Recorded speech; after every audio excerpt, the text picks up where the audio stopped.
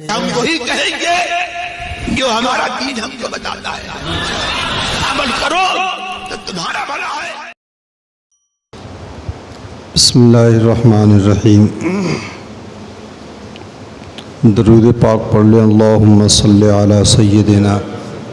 شفیعنا نبینا مولانا محمد مبارک وسلم صلاۃ و سلام علیک سیدی یا رسول اللہ صلی اللہ تعالی علیہ وسلم۔ بسم اللہ الرحمن الرحیم۔ یا ایہا الذین آمنوا لا تبطلوا صدقاتکم بالمن والأذى کالذی ينفق مالہ رئاء الناس ولا یؤمن باللہ والیوم الآخر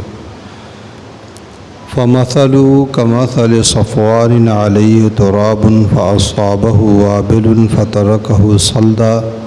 لا يقدرون على شیء مما کسبوا واللہ لا یہدی القوم الکافرین۔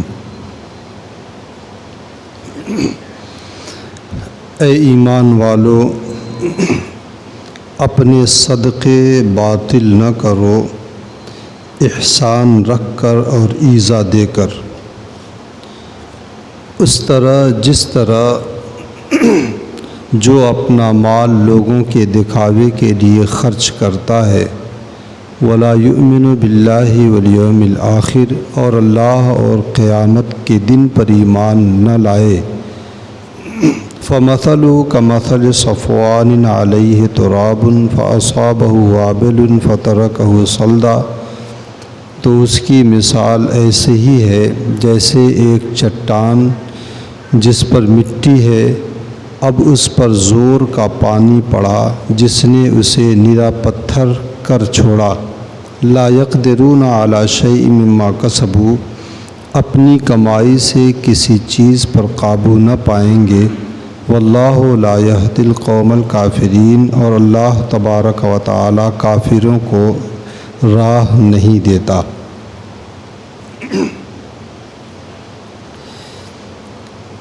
پچھلی آیت کریمہ میں اللہ تبارک و تعالی نے فرمایا تھا کہ صدقہ، جس کا خلاصہ یہ تھا کہ صدقہ وہ اللہ کی بارگاہ میں مقبول ہوتا ہے جس پر احسان نہ جتایا جائے اور اس کے بعد کسی قسم کی تکلیف نہ دی جائے۔ یہ تکلیف چاہے جسمانی ہو چاہے زبانی ہو، کوئی بھی ہو۔ اور اب اس آیت کریمہ میں یہ بتایا جا رہا ہے کہ احسان جتا کر صدقہ نہ دیا جائے۔ ایک ہے صدقہ دے کر احسان جتانا، اور ایک ہے احسان جتا کر صدقہ دینا، تو دونوں سے صدقہ جو ہے صدقے کا ثواب باطل ہو جاتا ہے۔ تو یہ اس آیت کریمہ میں اسی چیز کا ذکر ہے، اور اللہ رب العزت نے فرمایا کہ اے ایمان والو، اور ایمان والوں سے یہ خطاب کیا گیا ہے، کافروں سے نہیں، کیونکہ کافروں کا تو ہر عمل باطل ہے، آخرت میں انہیں کچھ بھی اس سے حصہ نہیں ملے گا، تو کافر کا تو ہر عمل باطل ہے۔ اس لیے جو ہے یہ ایمان والوں سے خطاب کر کے کہا جا رہا ہے کہ تم کم سے کم ہوشیار رہو، کیونکہ آخرت میں تمہارا حصہ مقرر ہے، تو اس آخرت کے حصے کو تم جو ہے رائے گاہ نہ جانے دو۔ اور فرمائے کہ اے ایمان والو لا تبطلوا صدقاتکم، تم اپنے صدقات و خیرات کو باطل اور ضائع مت کرو۔ کیسے؟ بالمن والاذی، احسان رکھ کر اور کسی کو ایذا دے کر کے۔ اس سے یہ پتہ چلا کہ احسان جتانے سے، کسی کو تکلیف دینے سے نیکیاں ضائع ہو جاتی ہیں۔ یہاں پر صدقہ آدمی نے کیا، احسان جتایا اور اس کا ثواب ختم ہو گیا، تو اسی طریقے سے ایذا دینے سے بھی نیکیاں ضائع ہو جاتی ہیں۔ اب اللہ تبارک و تعالی اس کو ایک مثال سے سمجھا رہا ہے کہ اس کی مثال اس طرح ہے کہ اس کا خلاصہ یہ ہے، جیسے ایک چٹان ہو، اس چٹان پہ گرد و غبار کی تہ جم جائے، تو اوپر سے 1-2 انچ کی مٹی ہو اور پھر اسی پر کوئی دانہ اور بیج ڈال دے، اس پر سبزہ اگ جائے، تو دیکھنے والا بہت خوش ہوگا کہ میری محنت کام آ گئی اور سبزہ اگ گیا ہے۔ لیکن زور کی بارش ہو اور موسلا دھار بارش ہوگی، ساری مٹی دھل جائے گی، تو مٹی کے ساتھ سبزہ بھی دھل جائے گا، بچے گا کیا؟ نیری چٹان، ایک دم خالی چٹان بچے گی۔ اسی طریقے سے وہ لوگ جو دکھاوا کر کے صدقہ کرتے ہیں، ریاکاری میں صدقہ کرتے ہیں، یا احسان جتاتے ہیں صدقہ کرنے کے بعد، یا احسان جتا کر صدقہ کرتے ہیں، تو ان کا بھی وہی حال ہے کہ بظاہر تو انہیں یہ سمجھ میں آتا ہے کہ میں نے بہت بڑا نیک کام کیا ہے، لیکن جب میدان محشر میں اللہ رب العزت کے حضور وہ حساب و کتاب کے لیے کھڑا ہوگا اور عدل کی بارش ہوگی،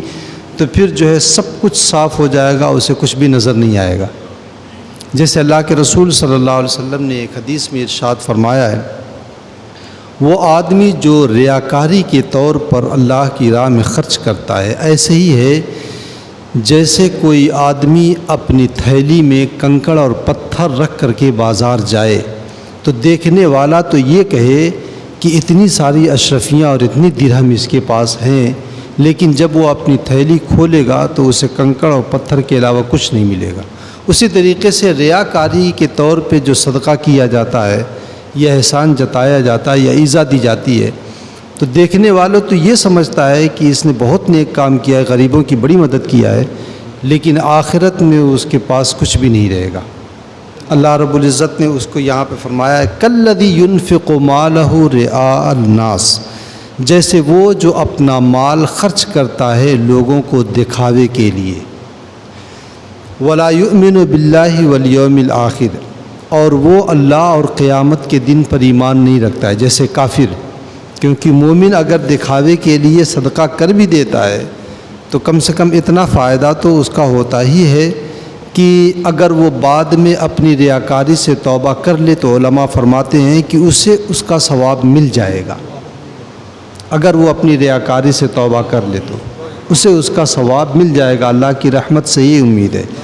لیکن کافر اگر دکھاوے کے لیے صدقہ کرتا ہے تو ایک تو اس کا عمل یوں ہی باطل ہے، اب دکھاوے کے لیے کرے تو وہ کہتے ہیں کہ ایک تو کریلا اوپر سے نیم چڑھا، یعنی بالکل ہی ضائع ہو جائے گا ایک دم۔ تو اس لیے یہاں پر جو ہے کافر کی مثال دی گئی ہے، فرمایا جیسے وہ شخص جو لوگوں کو دکھاوے کے لیے صدقہ کرتا ہے اور اللہ اور قیامت کے دن پر ایمان نہیں رکھتا، فَمَثَلُهُ كَمَثَلِ صَفْوَانٍ عَلَيْهِ تُرَابٌ، تو اس کی مثال ایسے ہی ہے جیسے ایک چٹان جس کے اوپر مٹی تہ در تہ جم گئی ہو، فَأَصَابَهُ وَابِلٌ، اور پھر اس پر زور کی میہ برسی، بارش برسی، فَتَرَكَهُ صَلْدًا، تو اس نے اسے نیری چٹان بنا دیا، سب کچھ دھل گیا اس بارش میں۔ اسی طریقے سے جب محشر آئے گا اور قیامت کا دن آئے گا تو پھر جو ہے ریاکاری کے طور پہ جو صدقات و خیرات کرتے ہیں ان کے بھی نام اعمال میں کچھ بھی باقی نہیں رہے گا۔ لا یقدرون علی شیء، یہ اس تفسیر کی مثال آپ ایک کس طرح سمجھیں، جیسے کوئی بادشاہ وقت ہو یا بڑی کمپنی ہو، اس نے کسی کو جو ہے کچھ پروڈکٹ بنانے کے لیے کہا، اس نے نمونہ دے دیا، اس کا سانچہ بنا کے دے دیا اور میٹیریل بتا دیا ایسا ہونا چاہیے، نمونہ بھی بتا دیا اس طرح کا ہونا چاہیے۔ اب اس نے میٹیریل لگایا، صحیح لگایا، لیکن نمونے میں فرق کر دیا، چھوٹا بڑا کر دیا یا کمی بیشی کر دیا، کچھ اس میں کمی کر دیا، تو بادشاہ وقت یا کمپنی کا مالک اسے قبول نہیں کرے گا، نہ پیسہ دے گا نہ قبول کرے گا۔ اور یہ اس زمانے میں تو اور زیادہ اس مسئلے میں ذرا سے بھی کمی رہتی ہے تو فوراً جو ہے ریجیکٹ کر دیتے ہیں۔ اسی طریقے سے اللہ تبارک و تعالی نے کچھ آرڈر کیے ہیں بندوں کے نام سے، جیسے نماز ہے، روزہ ہے، زکوٰۃ ہے، صدقات ہے، خیرات ہے، بہت سے دوسرے نیک اعمال ہیں، اور اس کا ایک نمونہ بھی بتا دیا ہے کہ لقد وہ اللہ تبارک و تعالیٰ نے قرآن پاک میں ارشاد فرمایا ہے کہ لقد کان لکم فی رسول اللہ اسوۃ حسنہ، اللہ کے رسول صلی اللہ علیہ وسلم کی زندگی میں تمہارے لیے بہترین نمونہ عمل ہے۔ تو نمونہ بتا دیا کہ جو نمازیں ہوں گی، جو روزے ہوں گے، جو صدقات و خیرات ہوں گے، وہ اسی نمونے پر، جس نمونے پر خاتم النبیین نے کیا ہے۔ اسی لیے اللہ کے رسول نے فرمایا کہ صلو کما رأیتمونی اصلی، جیسے میں نماز پڑھتا ہوں ویسے نماز پڑھو۔ تو اس طریقے سے جو ہے اس نمونے کے مطابق اب جس کا عمل ہوگا وہ مقبول ہوگا، اور اس نمونے کے مطابق جس کا عمل نہیں ہوگا وہ مقبول نہیں ہوگا۔ تو اسی طریقے سے جو ہے اللہ تبارک و تعالیٰ نے ہمیں یہ آرڈر دیے ہیں، تو نمازیں ہوں، زکوٰۃ و صدقات و خیرات ہوں۔ اب ہمیں صدقہ کرتے ہوئے دیکھنا چاہیے کہ رسول اللہ صلی اللہ علیہ وسلم نے صدقہ دیا کیسے اور دینے کے لیے کہا کیسے۔ تو ہمیں کوئی ایسی سیرت طیبہ میں کوئی ایسا واقعہ نہیں ملتا ہے کہ اللہ کے رسول صلی اللہ علیہ وسلم نے دکھا کر کے صدقہ کیا ہو، یا صدقہ کرنے کے بعد احسان جتایا ہو، یا احسان جتا کر کے صدقہ کیا ہو، یا صدقے کے بعد جس کو دیا ہو اسے ایزا دی گئی ہو۔ ہمیں سرور کائنات کی زندگی میں کوئی ایسا واقعہ نہیں ملتا ہے۔ اور جہاں تک آپ کے فرمان کی بات ہے تو اللہ کے رسول صلی اللہ علیہ وسلم نے فرما ہی دیا ہے کہ صدقہ اس طرح کرو جس طریقے سے کہ دائیں کو اگر بائیں کو دیا ہے تو داہنے کو پتہ ہی نہ چلے کہ کیا دیا، کس کو دیا، کتنا دیا۔ اس طریقے سے چھپا کر کے صدقہ کیا جائے۔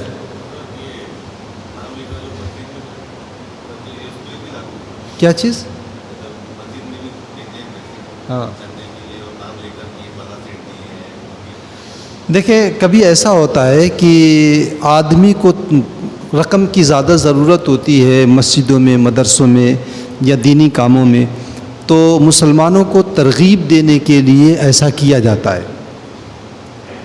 کہ کبھی ایسا ہوتا ہے کہ کسی صاحب نے دیا ہے 50 دے دیا، تو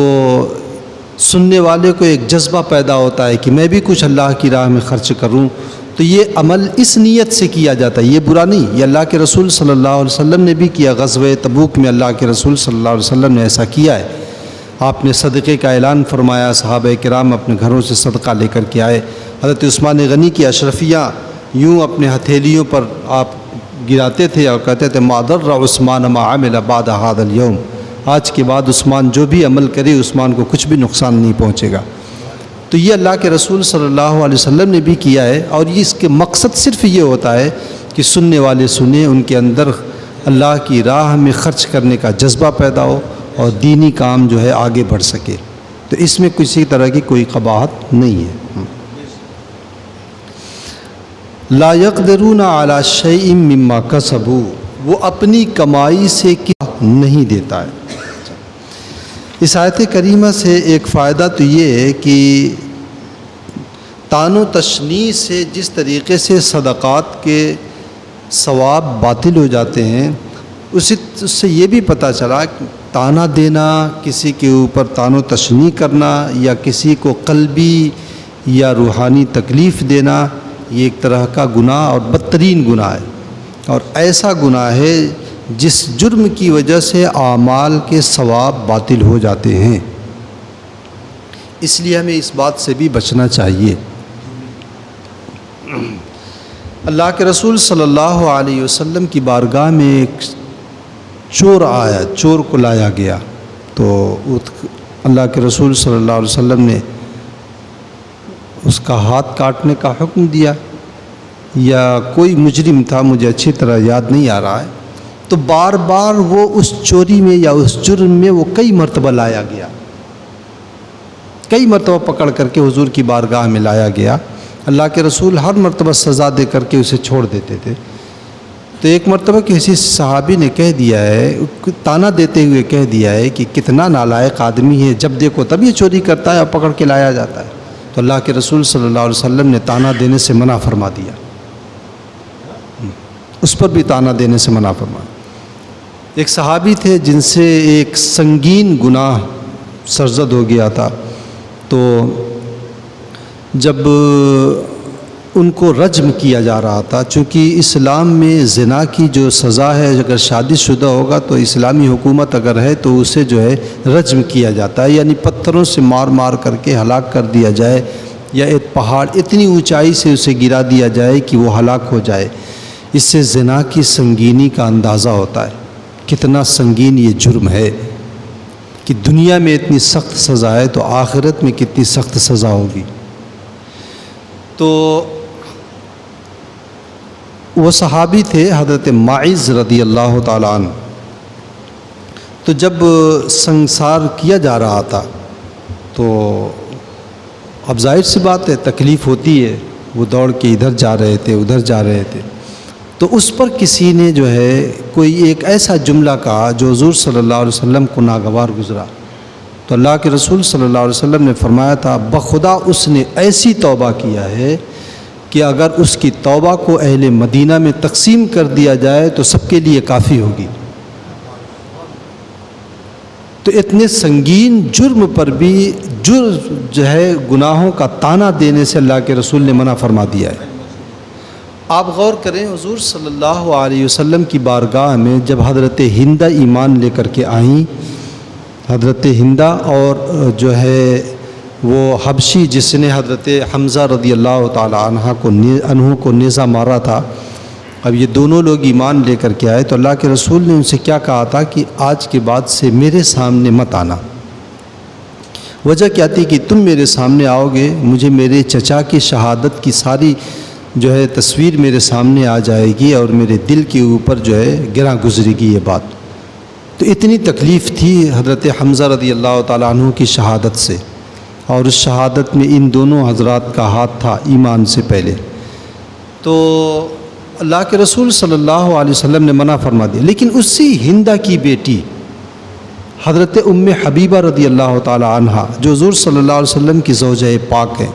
حضور کے حرم قدس میں ہیں، لیکن اللہ کے رسول نے کبھی تانا نہیں دیا، کبھی تانا نہیں دیا حضور صلی اللہ علیہ وسلم نے کہ تمہارے رشتہ داروں نے تو ایسا کیا ہے۔ حضور صلی اللہ علیہ وسلم کے ابو جہل کی ایک بیٹی تھی جو ایمان لے کر کے آئی ہیں، ہجرت کر کے مدینہ طیبہ آئیں تو کسی نے تانا دے دیا تھا حضرت ان کی بیٹی کو، باپ کی کفر کی بنیاد پر تانا دے کہ باپ تو ایسا تھا تمہارا۔ تو اللہ کے رسول صلی اللہ علیہ وسلم کو اس بات کا پتہ چلا تو اللہ کے رسول صلی اللہ علیہ وسلم نے سخت سرزنش فرمائی۔ تو تانا اور تشنیع یہ جو ہے اعمال کو ضائع بھی کر دیتے ہیں اور بڑا جرم بھی ہے شریعت اسلامیہ میں۔ دوسرا فائدہ اس سے اس آیت کریمہ سے یہ پتہ چلا کہ درست نیکیوں کی بقا کے لیے، نیکی باقی رہنے کے لیے ایمان کی بقا شرط ہے۔ اگر ایمان ہاتھ سے گیا تو ساری نیکیاں ختم ہو جائیں گی، اس لیے آدمی کو ایمان بچانے کی ہر وقت کوشش کرنی چاہیے۔ اور اس زمانے میں تو خاص طور سے ایمان تو پل پل میں لوگوں کا اس زمانے میں جو ہے دیکھا جاتا ہے، چلا جاتا ہے۔ زبان سنبھالے رہیں، جو ہے اپنے عقیدے کو سنبھالے رہیں، صحبتیں اچھی صحبتوں کو اختیار کریں۔ اللہ تبارک و تعالی ہمارے ایمان و عمل کی حفاظت فرمائے۔ اللہم ربنا تقبل منا انکا انت السمیع العلیم وتب علینا انکا انت التواب الرحیم، وصلی اللہ تعالی علی خیر خلقہ ونور عرشہ وقاسم رزقہ محمد وعلی آلہ واصحابہ اجمعین برحمتک یا ارحم الراحمین۔